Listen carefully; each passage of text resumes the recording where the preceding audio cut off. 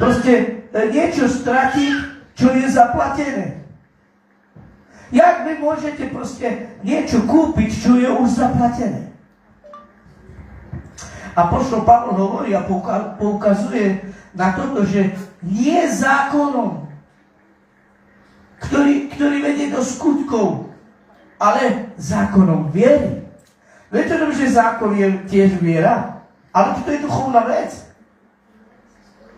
Nie je tým, že ty prídeš a budeš si proste, že ty povieš, ja som dnes robil zle a asi nepôjdem do raja, ja musím niečo, rozumieš? Toto je veľmi vážna vec. Viete, keď vy budete istí na toto, vám sa lepšie bude chodiť. Vám sa lepšie bude žiť, vám sa lepšie bude fungovať ako kresťania. Ja nehovorím o niekto, ale hovorím kresťanom. Rozumieš? Pavel to hovorí, lebo kresťan má žiť z viery. Rozumieš? Kresťan nemôže žiť proste zo zákonu. To nefunguje. OK? Židia, áno, to je niečo iné. Keď spomíname Židy, tak oni žili zo zákona. Ale kresťan nemôže žiť z zákona.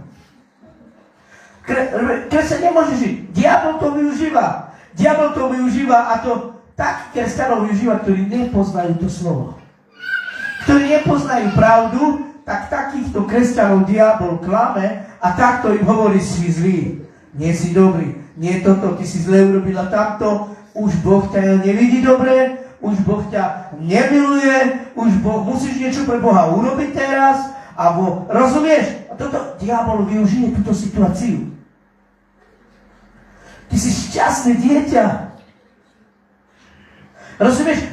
Za teba je zaplateno a diabol to chce využiť, lebo to nevieš. Nevieš o tom, že ty si proste, že ty si milované dieťa. On ti ukázal plnú lásku. On ti dal proste svoju lásku a dokázal ti ju. A vieš, aká je jeho láska? Jeho láska je nepodmienečná. Čo znamená nepodmienečná, sestra?